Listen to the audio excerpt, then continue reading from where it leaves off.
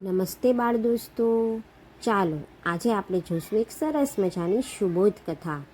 સુબોધ કથા છે તે આપણને કંઈક નવું શીખવાડી જાય છે. તો આજે પણ આપણે એવી જ એક સરસ મજાની સુબોધ કથા જોઈશું કે જે આપણા જીવન છે તેમાં કંઈક નવું શીખડાવી જશે.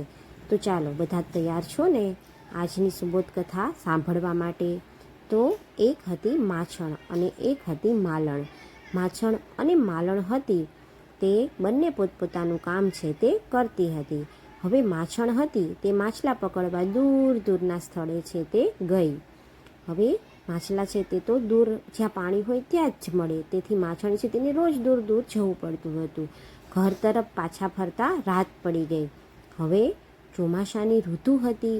હવે આપણને ખબર છે કે અત્યારે ચોમાસું ચાલી રહ્યું છે, તો ચોમાસાની ઋતુમાં રાત્રે તો કોઈ પણ વ્યક્તિ જોવા જ ના મળે, બધા ઘરમાં બેસી જાય. તો ચોમાસાની ઋતુ હતી. આકાશમાં વાદળો ઘેરાવા લાગ્યા. જોરથી વાવાઝોડું થયું. હવે માછણ છે તે પોતે એકલી હતી, તેથી માછણે પોતાના ગામ તરફ જવાનું માંડી વાળ્યું. રસ્તે આવતા એક નાના સા ગામમાં તે રોકાઈ ગઈ. ગામમાં એક માલણ રહેતી હતી. હવે બાળ દોસ્તો, તમને ખબર છે કે માલણ એટલે કોણ? તો કે જે ફૂલો વેચતી હોય ને, જે ફૂલોની માળા બનાવી અને વેચતા હોય તેને માલણ કહેવાય. તો તે માલણ રહેતી હતી તે તેને ઓળખતી હતી. હવે તે માલણના ઘરે ગઈ, તેથી માલણે તેની આગતા સ્વાગતા કરી. માલણે પોતાના ફૂલના ઓરડામાં તેની પથારી કરી આપી. પરંતુ ફૂલના ઓરડામાં માછણ છે તેને ઊંઘ આવી નહીં. આપણને વિચાર આવે, અરે કોઈને ફૂલની સુગંધ ન ગમે એવું બને ખરું? પણ હા, જો તમે જાત જાતના ફૂલોની સુગંધની કારણે તેને ઊંઘ આવી નહીં. ફૂલોની સુગંધથી તે બેચેન બની ગઈ. હવે માછણ છે તેને ફૂલની સુગંધથી તેને મજા જ નહોતી આવતી. તે એકદમ બેચેન બની ગઈ.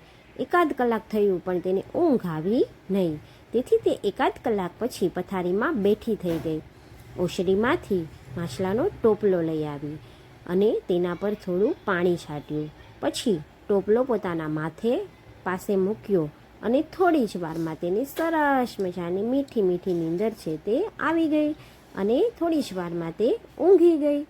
તો આવી જ રીતે જોયું ને બાળ દોસ્તો કે માછણ છે તેને ગમે તેવા ફૂલો હતા તો પણ સુગંધિત ફૂલોની વચ્ચે તેને ઊંઘ આવી નહીં. તેને ઊંઘ ક્યારે આવી? તો કે જ્યારે તે પોતાના માછલાનો ટોપલો લઈ આવીને ત્યારે જ તેને ઊંઘ આવી. તો આવી રીતે આપણે ઘણીવાર અમુક માણસોને જોઈ અને વિચારતા હોઈએ છીએ કે અરે આ માણસો અહીંયા કેમ રહેતા હશે, અહીંયા એને કેમ ઊંઘ આવતી હશે.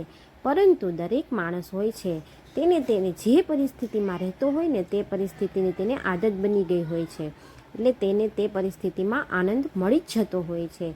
તો કોઈ પણ વ્યક્તિ હોય છે તેને પરિસ્થિતિ મુજબ જીવન જીવવાની આદત હોય છે.